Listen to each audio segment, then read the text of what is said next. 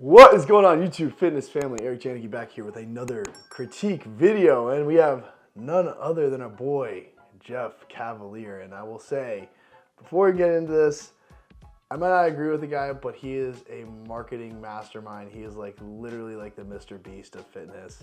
He does a terrific job of, you know, his thumbnails, how he markets his videos. So hats off to you, bro. I hope I can get on that level one day. But do I agree with some of his exercise analysis? Let's see, guys. I just clicked on this video because it just seemed hilarious to me. It's got like 20 million views. The 5 worst exercises. Let's see if they're actually terrible. Let's get in the first one. I have not watched this yet. We know that with the chest, we can actually feel where it goes. If you put your hand across your upper chest, you can feel where it inserts over here onto your upper arm. Basically, when That's we're not here, where your chest or we're inserts. here, once we get to the bottom of what will be a bench press, this is the maximum amount we get on the stretch we get on the chest. So if we open our arm, Absolutely not. What the fuck are you talking about, dude? This is the maximum stretch you can get with the bottom of a barbell press. Like, you have to be smarter than that, man. Like, if you even use a camber bar bench, which gives you a little bit more bend in the bar, you get even more stretch to the chest. You can't argue this. Literally, that is pushing the elbow farther back, which is exactly what you're saying. You're opening up those fibers. Your fibers, your chest run in this direction. They run laterally. So if we can pull the shoulder farther back, get more scapular retraction, arch the back, you are 1000% getting more stretch in your chest. Like, this is absolute nonsense. The bottom of a barbell bench press is not the most you can stretch your chest.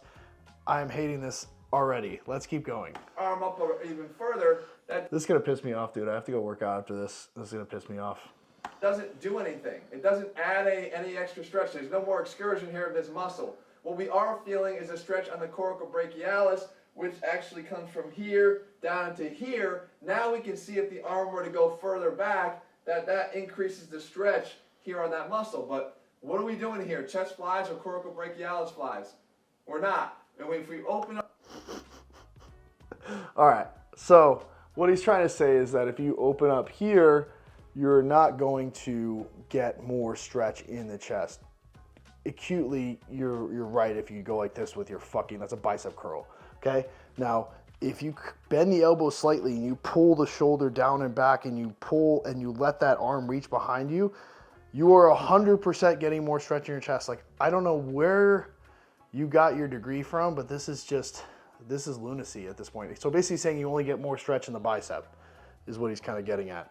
What I'm going to not even have to argue is that the farther we get back in a chest fly, what's happening is we're actually moving that weight farther than what's called the axis of rotation. So when we're talking about physics, the farther away that weight gets from the body, which is why flies are so much harder than presses, is because we get farther from the axis of rotation. It becomes harder mechanically from a leverage perspective to get it back to the starting point. So essentially you can use less weight, you get more stretch, and that's why I love flies. You can use different vectors of force, you can use cables, you can use dumbbells. It is a terrific movement pattern. It should not be avoided. This is absolute garbage nonsense. I don't even know if I want to watch any more of this, but I will because I hate myself. up the arm and we increase the load that's out here and increase the length of the lever arm, that could potentially cause one bad rep, one bad overload, and cause us to have a torn pec. Again. You're gonna tell me, how many people do you know that you've been doing a chest fly and torn their pec? Name one, dude. Like, I've never met somebody in my entire lifting career that said, yeah, I was doing some dumbbell flies and tore my pec. No, they said I was barbell bench pressing with a shit ton of weight and I tore my pec. I was doing something very, very heavy pressing wise and tore my pec. I was doing so heavy on like a hammer strength, whatever it is. It's very rare that happens. More time barbell pressing.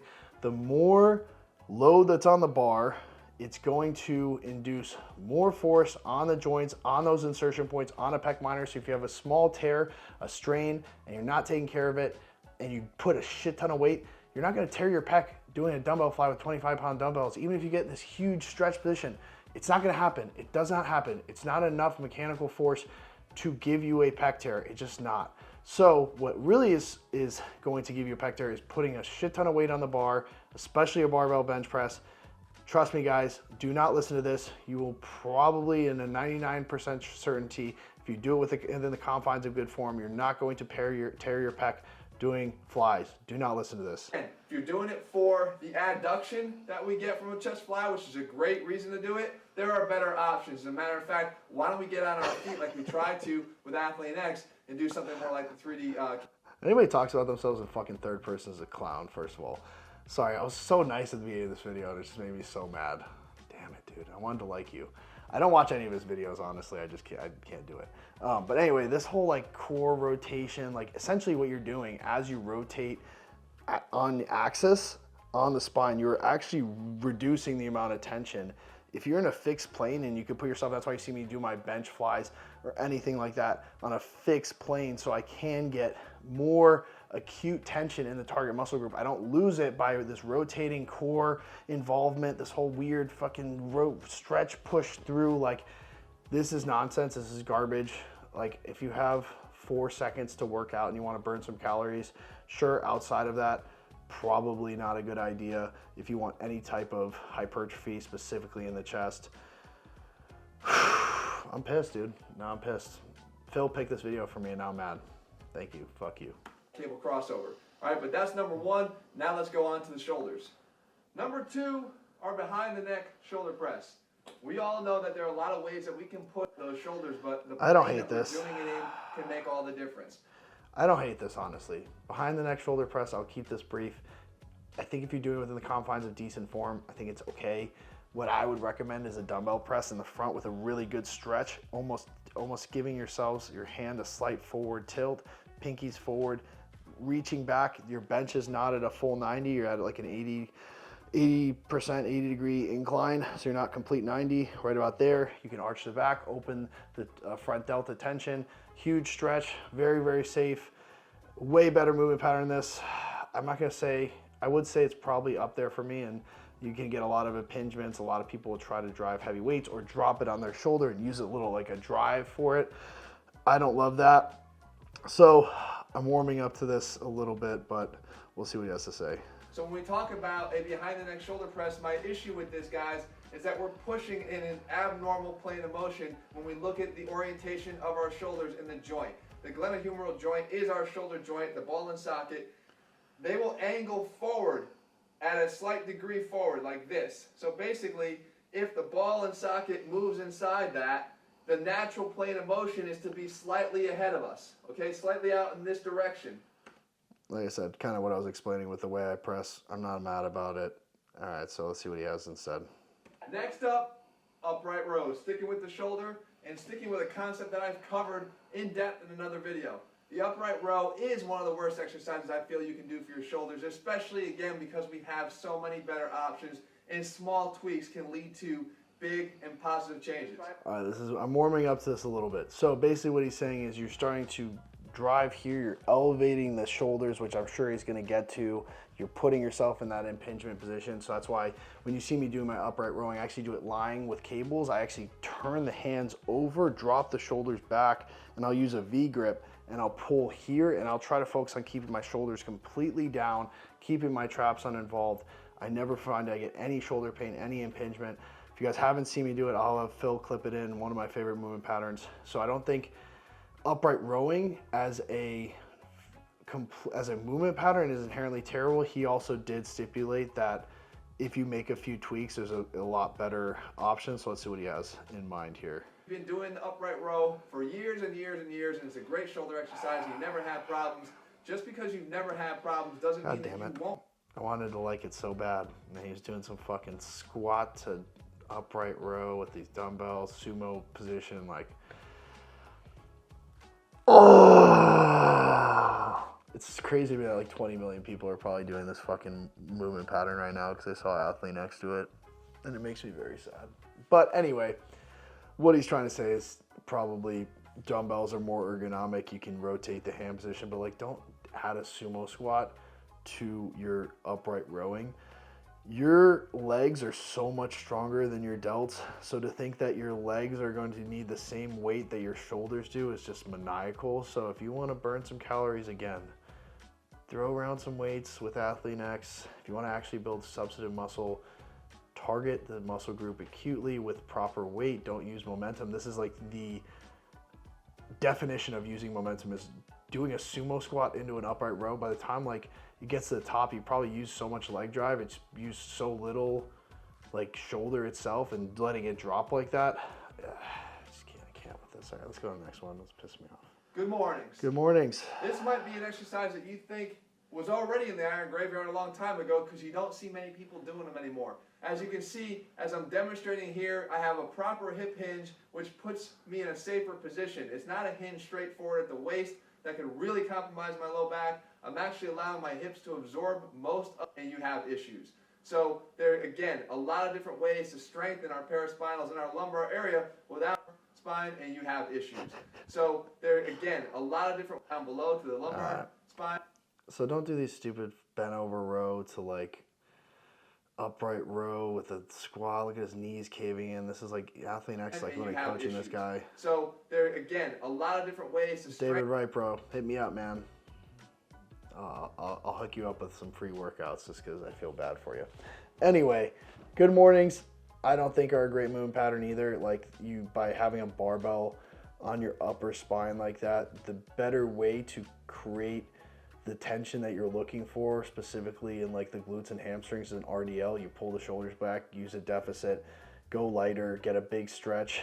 You minimize the amount of stretch you can get by the farther down you go with a good morning, that bar is rolling up on your neck. If you go anywhere close to parallel or even past parallel, don't do that. It's going to roll up onto the back of your head. So it's not a great movement pattern. I would say if you're going to look for that force being generated in that same capacity in a hip hinge potential, like you're going to be better suited doing it to RDL. The weight's moving in that same capacity, in that same vector of force.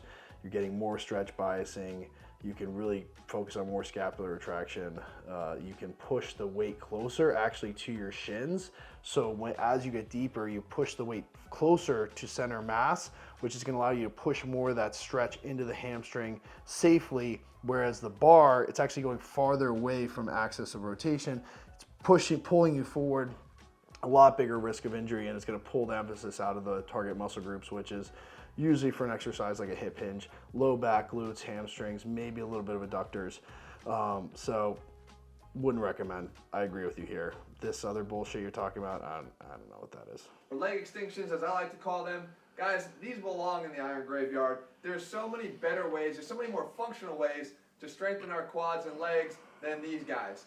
So many reasons why. We have a shearing force that gets placed on our knees. We have constant tension on our ACL ligament. Not a good idea. We have an imbalance of the activation between our VMO and our rectus femoris. That's a situation that leads to patellar tendon issues almost all the time. And this only contributes because it favors more rectus activation than VMO. It also has no co-contraction. No, I'm done. I'm done with this video, honestly. Quad extensions are a terrific exercise. If you guys want to grow your quads, it provides a tremendous amount of acute stimulus with minimal amounts of fatigue, meaning the amount of CNS fatigue you're going to experience. If you're getting knee pain with quad extensions, it's probably not coming from quad extensions. It's probably coming from your heavier compounds, like super heavy squats without proper range of motion, super heavy leg pressing, maybe some sports activities you're doing, like you're playing soccer all the time, you're tight, you have tight IT bands. That's what's going to be causing you to have knee pain on a quad extension, not from doing quad extensions unless you're doing just weight that's absurd. What I would suggest is going lighter, putting some blocks under like I use, getting more stretch biasing. I don't even want to see what I just have to know, dude, what's the better option. I just have to know, dude. I don't want to see it, but I have to see it. Obvious breakdown over time, even if as I said, if it's not causing you a problem right now. Like band, why do you want to risk it when you have better options? And that's the thing, guys. We outline in the Athlean X training program so many ways to do things. Don't buy this, guys, please, for the love of God. Use my app if you want some better training advice. This is killing me. I can't watch any more of it. Jeff, you're better than this, bro. I think. I hope. But this was a long time ago. Hopefully his methodology has changed around some of these things. But Yeah, this was pretty hard to watch. So if you guys want some real training advice, go and click the link in my description. I have full programs built emphasizing the things I talked about: more range of motion, more time under tension, things that are going to help you grow, that are going to eradicate joint pain. All of these things are in that. Sorry, my energy is sapped from this video. Also, I am about to go train. I'm about to take so much of this right now.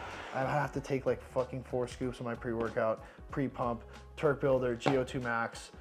If you guys want insane workouts, even when you're having kind of a rough day like this just made me have, go and take these. This is my favorite stack. I take Perilight intro workout, and then post I'm having like 4 Seco bars because I deserve it. So if you guys love videos like this, or you think they're hilarious or informative or whatever they are, go down in the comments. Let me know what you think. If I should be doing more videos like this, more just strict training videos. I'll love to hear from you guys, and I will see you on the next video.